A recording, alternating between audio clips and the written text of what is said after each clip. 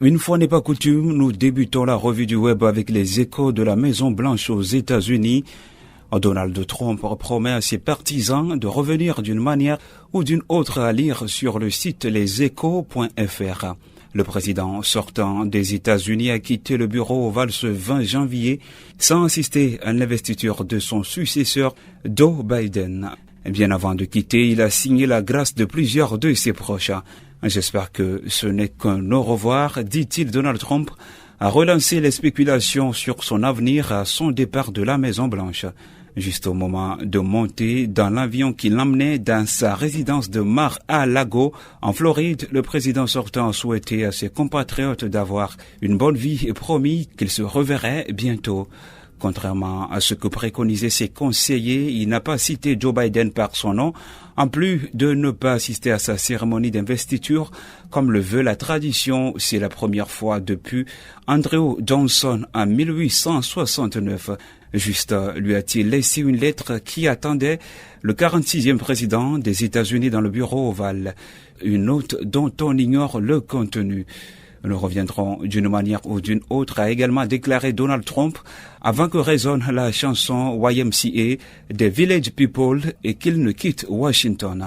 Mardi après-midi, Donald Trump a publié une vidéo sur Internet dans laquelle il avait légèrement adouci son discours. Il y affirmait notamment prier pour que la nouvelle administration réussisse à maintenir la sécurité et la prospérité de l'Amérique. Nous leur adressons nos meilleurs vœux et nous leur souhaitons de la chance. Un mot très important. Retour au Togo, Monseigneur Philippe Fanoko-Kodro met en garde les prêtres Pierre Chanel-Afognon et Gustave Sanvi contre une malédiction. Dans une lettre adressée à Monseigneur Nicodème Barriga-Bénissan, l'archevêque émérite de Lomé se demande pourquoi, je cite, « Devrais-je mentir pour te faire du mal? Voudras donc tu insinuer que je serais en train de mentir dans ton compte en affirmant que tu as envoyé le père Étienne Amouzou me porter la lettre dans laquelle tu m'informais du rôle de médiateur dont t'aurais chargé le pouvoir de Fornia Singbe en vue de trouver une sortie de crise à l'amiable au contentieux post-électoral du scrutin présidentiel du 22 février 2020, s'interroge le prélat.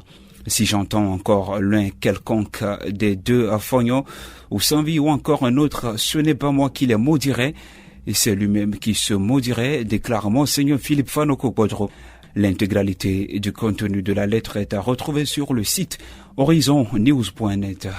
Nous restons avec l'église catholique. L'abbé Rodrigue Sano, curé de la paroisse Notre-Dame de Soubaga-Niédougou, porté disparu ce 19 janvier, a annoncé dans un communiqué Monseigneur Lucas Kalfa Sanou, évêque de Banfora au Burkina Faso.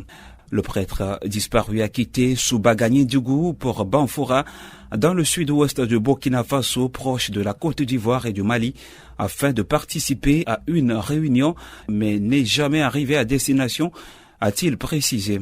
Selon les habitants de Banfora, le véhicule du curé a été retrouvé sur l'as menant à Banfora, laissant craindre un enlèvement par des groupes armés, dont certains affiliés à des djihadistes.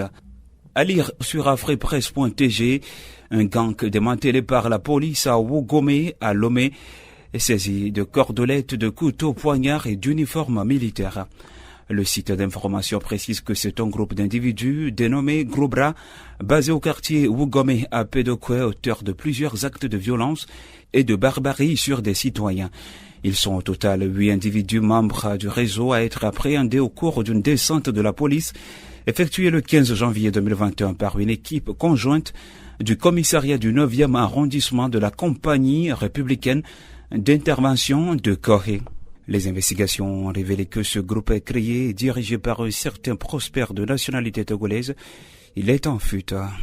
Son objectif est de créer un climat de terreur sur un domaine qu'il occupe afin de dissuader tout individu à y faire valoir ses droits de propriété, déclare le colonel Yaovi Okaoula.